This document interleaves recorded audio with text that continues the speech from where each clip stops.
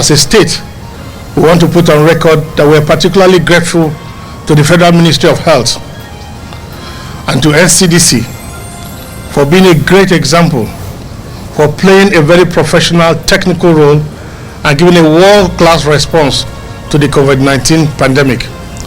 Nigeria has led Africa and have demonstrated full commitment and have shown a classic response. Let it be on record that they fought a good fight. They have just entered the ISAT phase 2. And to say to the people of Cross River State that for us as a state, our own lockdown have just started. Because by opening our borders and by opening the airways, Cross River that is COVID-19 free will have an avalanche. I see it coming because at this point, we no longer have control over our borders. By today, we have surrendered to the supremacy of the federal government by causing us to open our borders. This message, therefore, is to say that you have our vehicles back on the road and the COVID-19 team back on the road.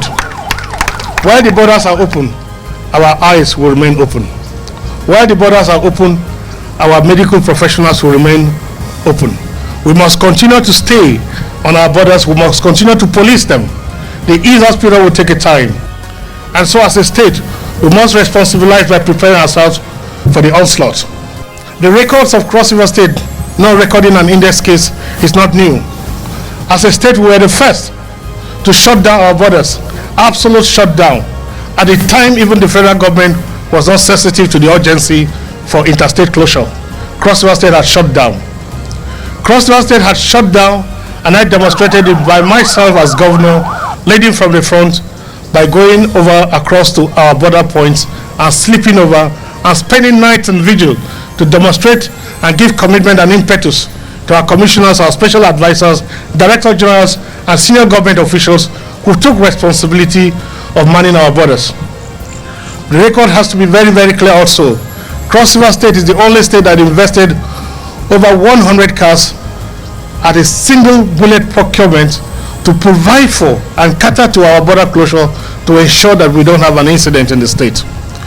We're the first, and as a professor of science, I took my time going through the pains of going through physics, chemistry, biochemistry, and every aspect of engineering to show the relationship between a cloth mask and a bioparticle kinetics. It took a long time for the entire world to believe that a cloth mask can work. It is by that position that WHO and all other people who made a ridicule of my scientific postulation came back to the realization that indeed I was right. I like to say it very clearly that Cross River State went beyond security of our borders. We went into technical production of nose masks, went into production of face shields, and developed structural and normative strategy on the way and manner you can respond to this virus. And so I want the federal government to recognize the effort, the technical, professional, and sector-specific efforts that we put in. We started this battle from a professional background and fought it because we knew clearly where we were going to. It's not an accident. We don't gain anything by hiding the virus. If you have coronavirus and you pretend you don't have it, you will have mass deaths. But let us not ceremonize coronavirus. And that's why to this date, NCDC have not recorded any case against Cross River State. And the good news is that all the cases that have manifested such clinical symptoms that will be suspected to be coronavirus, we actually sent samples. We did send samples, and all the samples returned negative. We sent samples to the NCDC approved laboratories. We didn't have one single case that came back positive for us to hide. So as a state and as a people, I want to commend you. We had said, look, you need to put a nose mask. Today the nose mask is a popular thing. It's on and on and on. And this only came because I had a team that shared my vision. I had a partner who was there to give also his professorial advice. So as a team, I want to say congratulations.